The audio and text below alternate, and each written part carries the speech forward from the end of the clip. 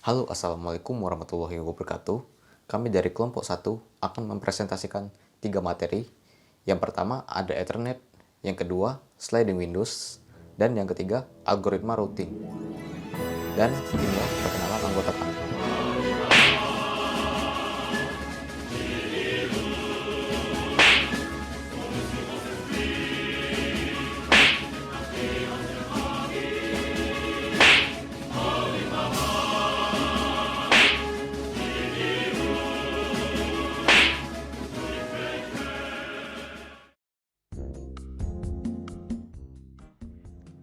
Assalamualaikum warahmatullahi wabarakatuh. Di sini kami dari kelompok 1 akan menjelaskan materi mengenai tentang Ethernet, sliding windows, dan algoritma routing. Baiklah, untuk materi mengenai Ethernet akan dijelaskan oleh saya sendiri. Sub materi. Nah, di sini yang akan saya jelaskan mengenai Ethernet yaitu ada pengertian, sejarah, fungsi, dan jenis-jenis Ethernet. Langsung saja. Pengertian Ethernet. Ethernet itu adalah sebuah jaringan yang masuk ke dalam kategori local area network atau LAN atau jaringan area lokal. Sistem komunikasi yang dibangun dengan Ethernet akan membagikan arus data ke dalam frame. Pada masing-masing frame terdapat alamat tujuan dan sumber data. Selain itu, dalam frame juga terdapat sistem pengecekan data sehingga apabila terjadi kerusakan dan error bisa dikembalikan lagi. Sejarah Ethernet. Sejarah Ethernet itu sendiri bermula dikembangkan di University of Hawaii oleh pengembang WAN pada akhir tahun 1960 dengan proyek yang dinamakan Aloha. Hal ini dilatar belakangi oleh keinginan menghubungkan komputer pada suatu universitas pada suatu jaringan kampus, di mana di kampus tersebut geografisnya luas. Ethernet pertama kali dikeluarkan versi awalnya pada tahun 1975 oleh Xerox. Pada versi awal memang menggunakan 100 komputer untuk disambungkan dan kecepatan jaringan bisa mencapai 2,9 MB per second. Pada masa itu, kabel yang digunakan untuk membuat jaringan panjangnya bisa sampai 1 km. Ethernet mulai masuk ke pasar pada tahun 1980. Tahun 1983, Ethernet disetujui dan telah memenuhi standar industri protokol LAN. Pada tahun 1985, Ethernet sudah dibakukan dan ditetapkan sebagai IEEE 8802.3.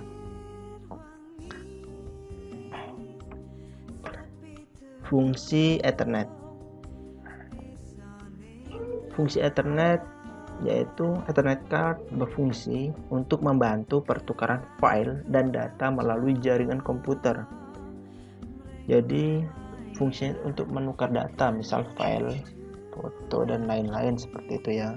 Nah, komputer-komputer ini berkomunikasi melalui jaringan komputer dengan bantuan dari akses fisik ke media jaringan dan sistem pengalamatan tingkat rendah melalui penggunaan alamat MAC nomor seri unit 48 bit yang disimpan dalam ROM yang dilakukan pada Ethernet card. Dalam sebuah jaringan, setiap komputer memiliki kartu dengan alamat MAC yang unik. Selanjutnya, jenis-jenis Ethernet. Dapat dilihat dari kecepatannya, Ethernet terbagi menjadi 4 jenis, yakni sebagai berikut. Yang pertama itu ada 10 MB per detik, yang sering disebut sebagai Ethernet saja. Standar digunakan 10 base to 10 base 5, 10 base T, dan 10 base F. Yang kedua yaitu 100 MB per detik, yang sering disebut sebagai Fast Ethernet. Standar yang digunakan 100 base VX, 100 base T, 100 base T4, 100 base TX. Yang ketiga ada 1000 MB per detik atau 1 GB per detik, yang sering disebut dengan Gigabyte Ethernet. Standar yang digunakan itu 1000 base GX, 1000 base LX, 1000 base XX, dan 1000 base T. Dan yang terakhir itu ada 1000 MB per detik atau 10 GB per detik. Standar ini belum banyak diimplementasikan. Oke, mungkin itu saja penjelasan mengenai Ethernet dari saya. Selanjutnya penjelasan sliding Windows akan dijelaskan oleh rekan saya. Terima kasih.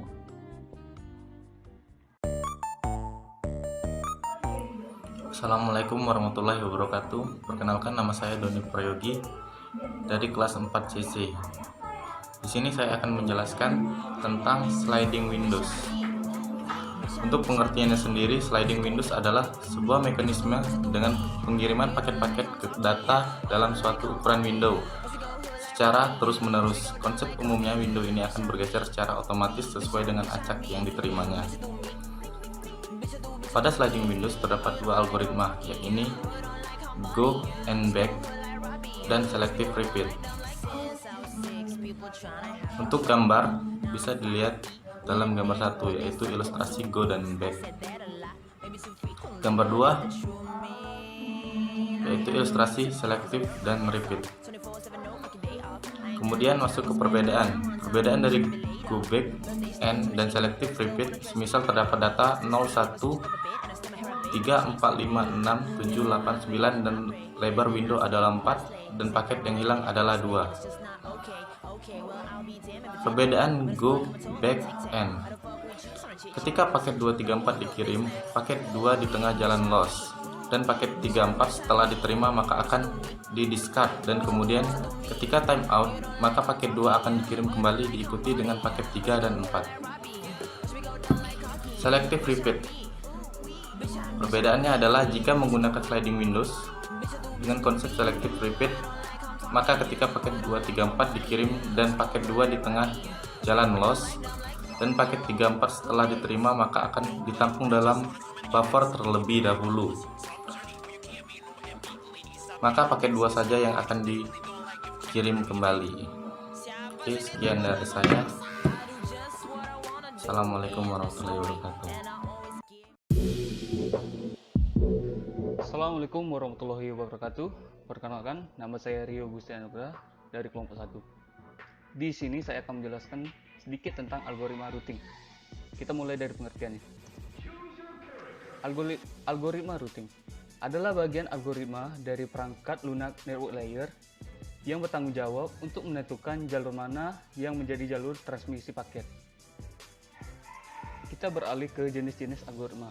Terdapat dua jenis algoritma routing, yaitu ada algoritma adaptif dan non-adaptif. Algoritma non-adaptif tidak mendasarkan keputusan routing pada keadaan lalu lintas data dan topologi jaringan saat ini. Algoritma ini juga banyak disebut sebagai static routing. Lalu ada algoritma adaptif, yaitu menentukan jalur komunikasi berdasar kondisi jaringan saat ini, seperti topologi yang digunakan dan juga kondisi lalu lintas data. Algoritma adaptif juga bisa disebut sebagai dynamic routing, memperoleh informasi untuk proses routing secara lokal dari router terdekat atau dari semua router yang ada di jaringan. Kita beralih kepada hal penting yang menguntungkan pada adaptive routing. 1. Strategi routing adaptif dapat meningkatkan performance seperti apa yang diinginkan user. 2. Strategi adaptif dapat membantu kendali lalu lintas. Dan yang terakhir yaitu hal yang dapat ditimbulkan akibat strategi adaptive routing. 1. Proses pengambilan keputusan untuk menetapkan rute menjadi sangat rumit. Akibatnya, beban pemrosesan pada jaringan meningkat. 2.